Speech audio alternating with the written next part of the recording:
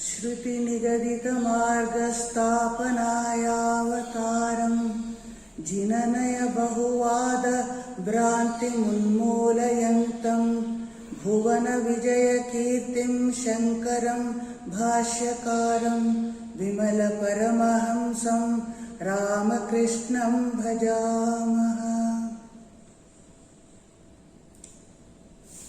This year, 17th May, happens to be Shankara Panchami, that is tomorrow. Tomorrow is the birthday of the great Shankaracharya. So today let us take this opportunity to study the wonderful life and mission of Sri Shankaracharya. Sri Shankaracharya is supposed to be the incarnation of the Supreme Lord Shiva himself, born on this earth to re-establish Sanatana Dharma. In Bhagavad Gita, Lord Shri Krishna declares, whenever the virtue declines and the vice prevails, the Supreme Lord embodies himself in order to re-establish the lost balance and also combating all the different conflicting religions would re-establish righteousness and dharma on this earth. Exactly such a critical situation had arisen just before the birth of Sri Shankaracharya also. So when Shankaracharya was born, before that, the Buddhism had become a widespread movement. It had brought religion to the doorstep of every ordinary person, irrespective of caste, creed, fitness, etc. Even the sannyasa also. But on its trail, it also has its own disadvantages, such as the ordinary people could not understand and reach to that high standard of sannyasa, and slowly degradation set in. Many vamacharas or unwanted rituals entered into the religion. And also people forgot the high values of our Vedic religion, the Sanatana Dharma, completely. And exactly at this time, many other religions, the heterodox religions like Buddhism and Jainism, and also other religions like Shaivas, Kapalikas, Kartikeyas, Pashupatas, Vaishnavas, Shaktas, etc., they all were fighting amongst themselves, each claiming supremacy for itself. At this period, it was necessary for an incarnation like Shankara to be born on this earth to bring about the harmony between these conflicting religions with Advaita Sutra, the thread of Advaita, and to establish the supremacy of the Vedic values and Sanatana Dharma in our country. So Sri Shankaracharya, it is not certain the exact date of his birth or his time of his life. Some people suppose it is 6 to 7 BC, and he was born as a son to a pious Nambudiri Brahmin couple, Shiva Guru and Visishta Devi, also known as Aryamba, in that Kaladi in the Kerala state, 6 miles away from Alwar city. He was born as a result of many austerities and penances performed by his devoted parents in the temple of Lord Vadakanatha Shiva in Vrishachal or Trichur, and as a result, Lord Shiva came in the dream of Shiva Guru and asked him to select between two alternatives, either an all-knowing, omniscient son who was short-lived, or a long-living son who would have no special spiritual qualities at all. So Shiva Guru selected the former. And then when the boy was actually born, the astrologers and thinkers, scholars were all called to predict his future. They predicted that this boy would be an extraordinary boy, supposed to be an incarnation of Lord Shiva himself, capable of combating all the conflicting religions and establish dharma and righteousness in our country, and also they predicted that he would be short-lived. Now, after this, before Shankara had reached his third year, his father Shivaguru passed away. And as usual, he was sent to the Gurukula Ashrama for learning the Sanskrit, Vedas, etc. And before he completed 1 year, he mastered all the languages. Within the second year, he was an expert in language, in Kavyas and Puranas. And before he reached his 5th year, when Upanayana ceremony was performed, he had already become an adept in all the Vedas and the associated other religion, other parts of Vedangas, etc. also, auxiliary parts of that also. And the teachers were surprised seeing this precocious boy with his prodigious memory and his brilliant intellect. So, before he reached his 7th year, he returned back to his house and started living with his mother. Now his mother, Vishishta Devi, she used to daily go and take bath in the nearby Purna river, and one day, while she was walking towards the river, she suddenly fell down on the path and became unconscious. And when Shankara heard about this, he ran to his mother and he brought her home, served her and revived her. The devoted boy prayed to Purna river, and the Purna river, to the astonishment of everyone, started flowing by the side of his house from the very next day. From then onwards, there was absolutely no problem for his mother to take her daily bath in the river. And at this time, the young boy, he used to go for bhiksha to different houses of Brahmins. That was the custom for the young brahmacharis. So one day, when he went to the house of a very poor Brahmin lady, she had absolutely nothing to give him in charity except an amlaki or gooseberry. That was her sole possession. Seeing her extremely pitiable condition, Shankara was moved to extreme pity, and he prayed to Goddess Lakshmi by composing the Kanakadhara Stotra then and there. And the mother Lakshmi accepted his prayer, and she showered the golden gooseberries or amlakis in the house of that poor woman, and from then onwards there was no difficulty. Her poverty was completely eradicated.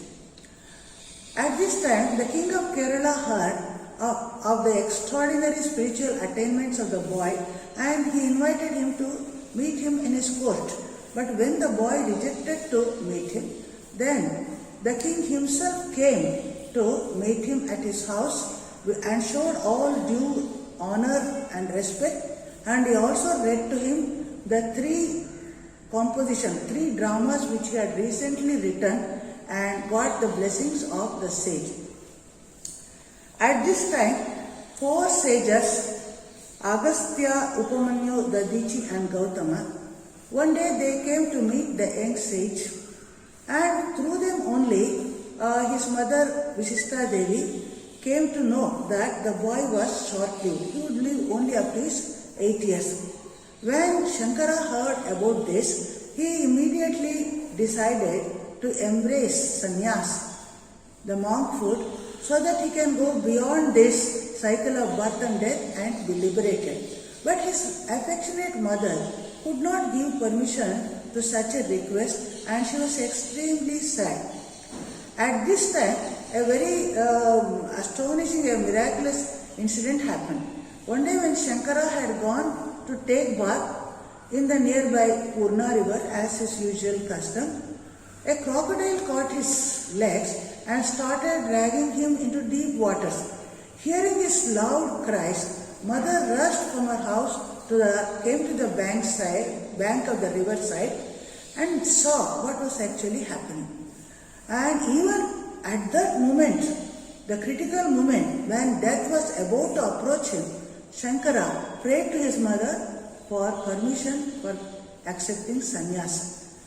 You know, it is believed in our Hindu custom, even if just before death a person embraces sannyasa, that would be a liberation for that person, or at least he would have a higher birth. So his mother could not reject his request at this critical moment, and she agreed. Then, as soon as his mother gave permission, Shankara accepted sannyas mentally by taking the oaths. And very surprisingly, the crocodile left his feet and went away. You know, it is believed that sannyasa is a new birth for a person. So Shankara was supposed to live only for 8 years. That was his lifespan. But perhaps he took, because of his sannyasa, that his lifespan was extended for another 8 years by fate.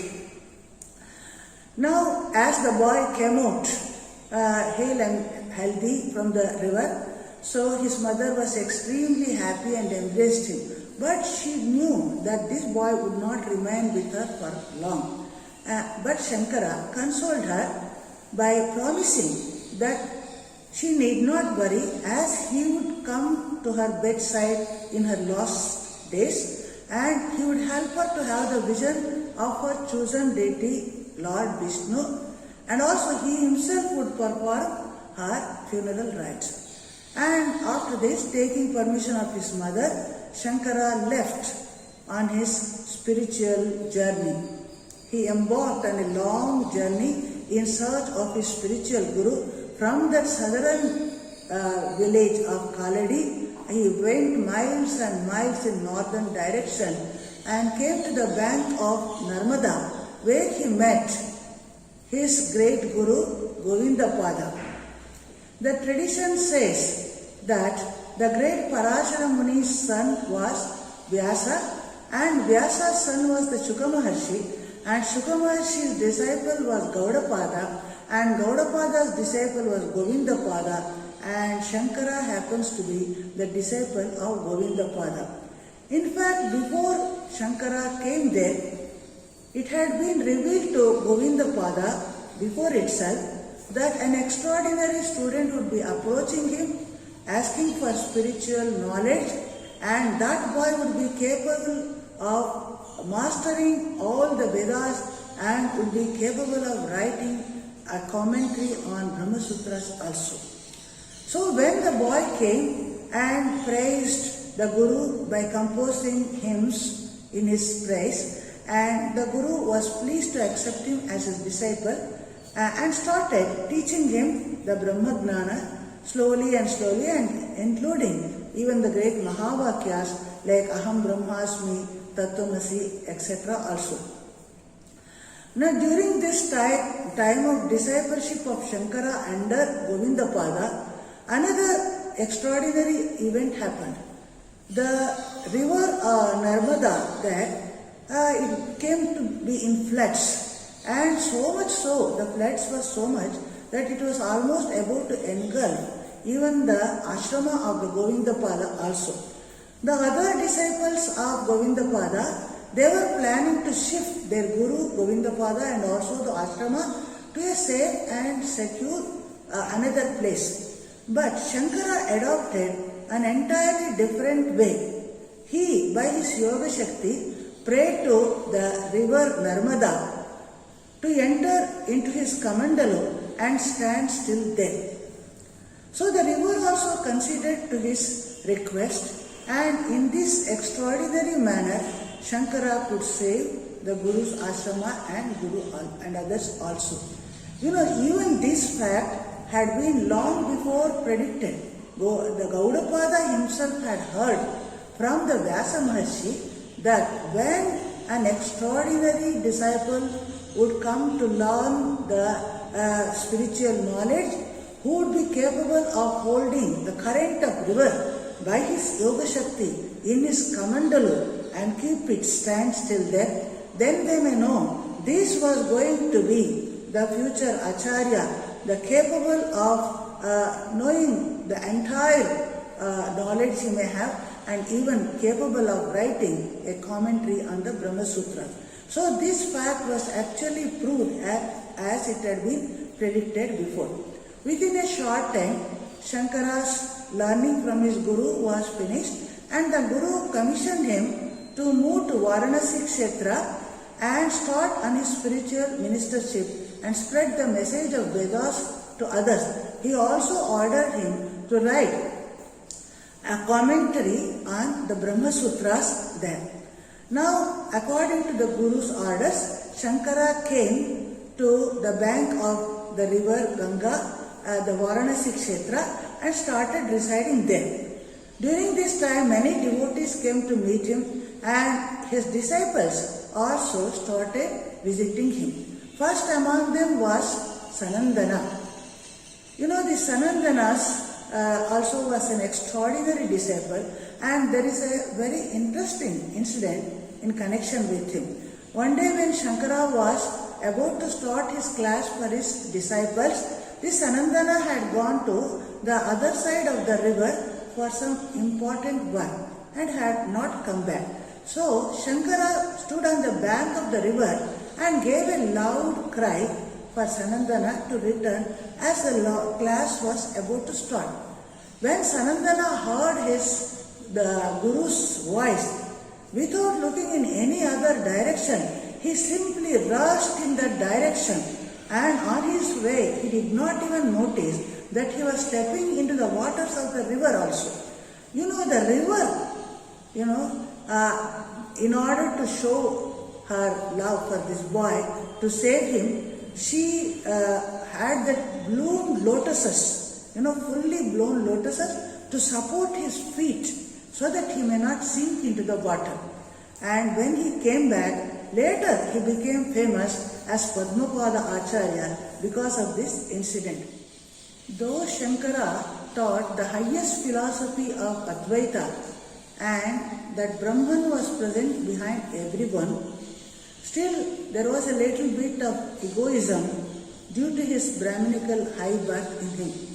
The Lord Shiva wanted to erase even this little ego from him. So one day when Shankara, accompanied by his disciples, was going to the river Ganga for taking his daily bath, he was confronted by the outcast, a Chandala, with his pack of 4 dogs coming from the other side. Now Shankara asked him to move away from his path and clear his way. Now the outcast, the Chandala, asked him, "Well, O learned sir, you preach the highest Advaita philosophy to everyone, and Brahman alone is the truth in everyone. How is that still you are having the Bheda Buddhi? You distinguish between the high-born Brahmin and an outcast, a Chandala, pure and the impure. So you are not preaching what you are not practicing what you are preaching to others. Well, tell me, sir, whom do you ask to move away from your path?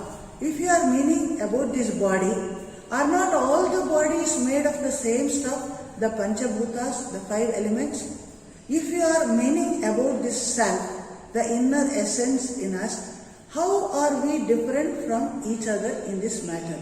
Then how do you say that there is some difference between high and low caste? When Shankara heard about this sentence from this great Chandala, he immediately realized his mistake, and then he fell at his feet, Sastanga Pranama he did, and then and there he composed his famous Manisha Panchaka, in which he says, "I offer my highest respects and love to that person who is established in the true essence, the Atman in everyone, irrespective of the fact whether he is a Chandala or a high-born Brahmin." Now, the Chandala also revealed his real identity then, that he was Lord Shiva himself, and the 4 dogs were none other than 4 Vedas. Now, the Lord Shiva blessed him immensely, and he also commissioned him to write an authentic commentary on the Brahma Sutras. Now, after this incident, as the Kashi, the Benares was a very busy city for his writing work, Shankara moved to Badari, a very calm and quiet place in the Himalayas, and started residing there along with his disciples. Here he met many great thinkers and sages, held learned discussions with them, and he wrote the commentaries on the Brahma Sutra of Badanayana and also commentary of the chief Upanishads like Isha, Brihadaranyaka and other Upanishads, and also commentary on Vishnu Sahasranama, Sri Bhagavad Gita, and he wrote on Sanat Sujatiya, and original compositions also he did, that is Upadesha Sahasri, etc. One day while Shankara was still here in Badari, an old Brahmin came to meet him and wanted to hear about the new commentary written by him on Brahma Sutras. And then started a learned debate, a discussion between the two, and which lasted for more than 8 days. Now, Padmapada, the chief disciple of Shankaracharya, he was surprised to see this great fund of knowledge of this old man, Brahmin, and also his capacity to argue with the great Acharya. And he suspected that this cannot be an ordinary Brahmin, he must be the great Vyasa himself. And he suggested this matter to Shankara. And then even Vyasa revealed his real identity, and he himself blessed Shankaracharya and appreciated and praised him for his wonderful commentary on this Vedanta Sutras, this Brahma Sutras. Then Shankaracharya, as his lifespan of 16 years was over, he thought of giving up his body, thinking that his life's mission was already finished, and he wanted to give up his body in front of Vyasa himself and go back to his real abode. But Vyasa extended his life for another 16 years, and he blessed him and he asked him to go to the different corners of our country and spread this message of Advaita philosophy everywhere, and to stop the arguments of the conflicting different religions, the heterodox religions, and then prove the greatness of the Advaita. So according to Vyasa's orders, Shankara started his journey, the spiritual conquest. And first he went to meet the great Kumarila Bhatta, who was an adept in the Purva Mimamsa or the Karma Kanda of the Vedas. On that particular day when Shankaracharya came to meet him, he was about to give up his body in Tushanala, the fire made of the husk, as a prayashchitta for his betraying his guru. In fact, this Kumarila Bhatta, in order to defeat the great Buddhist acharyas, very famous in those days, he went to the Buddhist gurus and learned their religion and its intricate matters, everything in detail, and by their own arguments, he defeated them and proved the supremacy of the Karma Kanda everywhere. But afterwards he felt that since he had betrayed to his guru only, he must give up his body, and for that only he was about to give up his body. So he directed Shankaracharya to go and meet his chief disciple Mandana Mishra, who was living in the Mahishmati city, and he said if he could defeat Mandana Mishra, it would be as good as defeating him only. So according to his suggestion, now Shankaracharya went to the Mahishmati city surrounded by his disciples. Now, it was not difficult to find the house of this Mandana Mishra. He was so very famous as the propounder of the Purva Mimamsa or the Karma Kanda of the Veda. Even an ordinary layman could tell him that that house where even the pet parrots would be repeating the great Vedantic texts. You can know that is the house of Mandana Mishra. So much Vedic discussions would be held in his house. But that particular day on which Shankara reached the house of the Mandana Mishra, he was to perform the ceremony for his ancestors, Shraddha ceremony. So the doors were closed.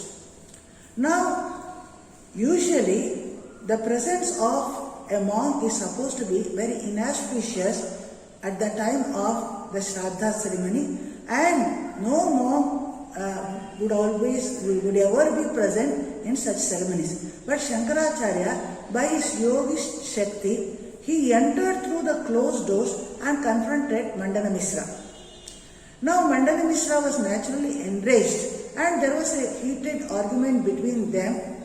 But later Mandana Mishra realized that this person was not an ordinary monk, and even the Brahmins who had come to perform the Shraddha ceremony pointed out to him that he was an extraordinary spiritual leader of the time and he must be given due respect and not argued in this way.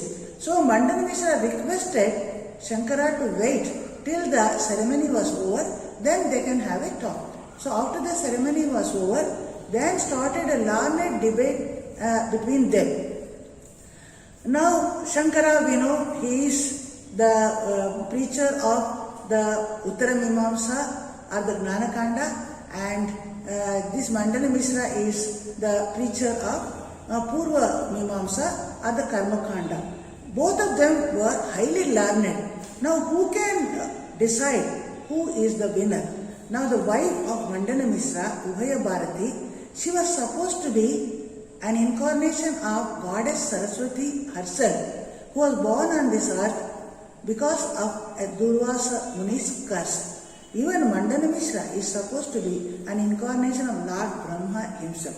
So Ubhaya Bharati was selected to become an umpire in this learned debate.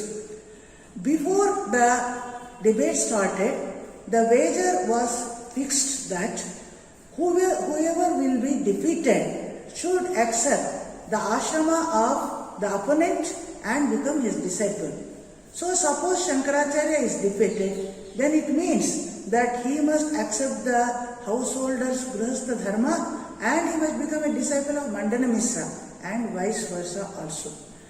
Now Ubhaya Bharati, as she was very busy in her household chores and could not be constantly present during the discussions, so she used to put one flower garland around the neck of each of the opponent and declared that person whose flower garland would fade earlier should be considered as defeated. That is because, whenever two persons are having argument, that person who is going to be defeated would be very much excited. The body heat generated would be very much high, so naturally the flowers would fade earlier. On the other hand, if you are on the winning side, you will be cool and calm, so the body temperature also will be less and the flowers will be fresh. So this was the way she decided who would be the winner. The discussion continued for, they say, for 17 days, and on the 17th day, all the Mandana Mishra's arguments were over and Ubhaya Bharati declared that Mandana Mishra was defeated and Shankara was the victorious person. And then she invited both of them to have Bhiksha at her home on that day. The very next day, Ubhaya Bharati, she challenged Shankaracharya that unless he defeated her, who was the Sahadharmini, the better half of Mandana Mishra, his victory cannot be said to be complete. Though Shankara did not wish to have a debate and argument with a woman in the beginning, he had to accept this. And then again the learned discussion started. Ubhaya Bharati was also an extraordinary learned woman, and the debate continued for many days. And when Ubhaya Bharati found that Shankara could not be defeated by any argument, She very cleverly started putting questions about a woman's character to him. Now Shankara, being Ajanma Brahmachari, he had practiced this chastity from his birth, and he became a monk in a very early age. There was no chance for him to know about these questions, answers, and that was his vulnerable point. Now Shankara, he took permission that he would answer these questions within a month's time, and Ubhaya Bharati agreed.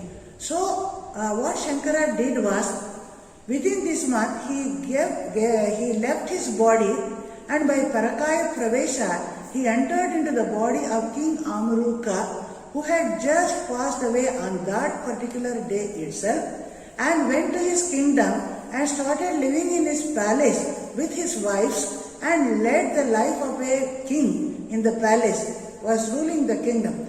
So the ministers and everybody were very happy. The person who had died, the king, had come to life. But during this period, Shankara could know the answer to all the questions, and he also put them into his book. He noted them down, because once he comes back to his monk's body, he should not repeat those words in his mouth, So he just noted down in a book. And when 1 month was over, he just left his body and re-entered to his original body of Shankara, which was being preserved in a secluded cave by his disciples very carefully. And when Shankara came back to life, he again went back to Ubhaya Bharati and answered all her questions by presenting that book to her, and she was satisfied. Now Ubhaya Bharati wanted to give up her body and go back to her abode, that is Brahmaloka. But Shankara requested her to stay on this earth and receive the worship of the devotees in a temple which he would be establishing for her in future in Sringeri, and she accepted. After this, Shankara continued his journey, and then when he came to Sri Shailam, another interesting incident happened. A Kapalika approached him here, pretending to desire his discipleship, and slowly gained his confidence. And when one day other disciples were not around, he put forth his request silently to him that he was performing a great sacrifice in which he desired to have the vision of the Bhairava, and for that he needed the head of a very pure soul, a monk like Shankaracharya. And if Shankara could sacrifice his life for his sake, his lifelong desire will be fulfilled. Now Shankara was absolutely desireless, had no interest and no attachment to his body at all. He immediately agreed to Kapalika's request. He was so innocent also, and he was ready to give up his body for his sake. But only he warned the Kapalika that he should take care that his disciples would not be around, especially Padmapada should not be there. So accordingly, when the other disciples had gone to take bath in a river nearby, then this Kapalika took Shankara into a secluded place where he was to perform the sacrifice. And Shankara sat in deep meditation and went into Samadhi. And at that time, Kapalika finished this sacrifice and he was about to behead Shankara's head. And then somehow, Padmapada, the disciple of Shankara, he came to know of this plot and he foiled the attempt. His Padmapada was a great devotee of Lord Nrsimha, and even before he had come to Shankaracharya, he had got the vision of Lord Nrsimha by repeating the mantra of Nrsimha. Even now, he sensed this danger and started repeating the Nrsimha mantra, and Lord Nrsimha came over his body and he rushed to the spot where the sacrifice was being performed. He pounced on the body of Kapalika and tore him into pieces and sent him to death. Now Shankara slowly opened his eyes, and coming down from Samadhi, he realized what was happening around. Even the other disciples came there at that time, and everyone was surprised by what was happened, and thus we can say Shankara was saved by Padmapada, by his disciple in this way.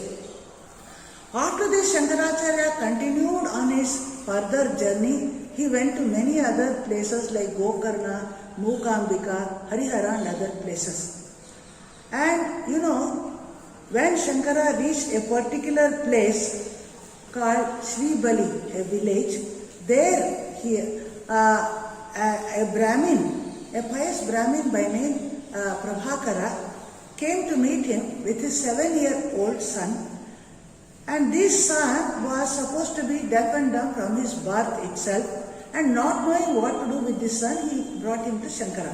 Now Shankara, when he asked him, who was he? To the astonishment of everybody there, suddenly the boy started talking in Sanskrit and he composed 12 verses in praise of Atman and replied that he was Atman and none else. Now Shankaracharya realized the extraordinary caliber of this boy and accepted him as his disciple. Now this boy, because this knowledge of Atman was so clear and so natural to him, even from his childhood, just Karatala Malakavat we say, just like a gooseberry in one's own hand, he became famous in later days as Hastamalaka Acharya. Ordinarily we believe Shankaracharya is a preacher of the Advaita philosophy. He is the follower of Jnana Marga only. But Shankaracharya accepted both personal and impersonal aspect of the highest truth. That can be definitely proved by the fact that Shankaracharya wrote so many hymns in praise of so many gods and goddesses. Even today we repeat many of them like Annapurna, Stava, Bhavani Astaka, Moha Mudgara and so many other stotras. Now in our country in Hinduism, the Tirtha Kshetra, the pilgrim places and the temples have a very important role. Shankara visited many of these temples. He established the deities there and arranged for the worship there, Sattvic worship there. That shows he accepted both God with form and without form. Thus we hear that when Shankara was in Badari, he had the vision of Lord Badari Narayana, who asked him to bring out his murti from the Alakananda river, and Shankara brought it out and established his puja in Badari Narayana temple. And even today we find the Nambudiri Brahmin priests only are performing the worship at Badari. And also we hear that he brought 5 Spatika Lingas and he established in 5 different places like Kedar and other places also. And also it is said, Shankara when he visited Tirupati, he established Dhanakarshana Yantra there.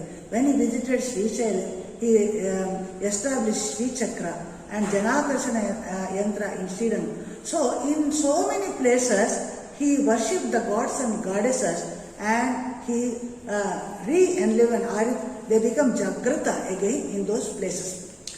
After this, we find Shankara was still continuing on his journey, and so at this time Shankara realized that his mother's last days were approaching, and as he had promised to her earlier, he went to her bedside and stayed with her, and also according to his promise, he helped her to have the vision of her chosen deity, Lord Vishnu.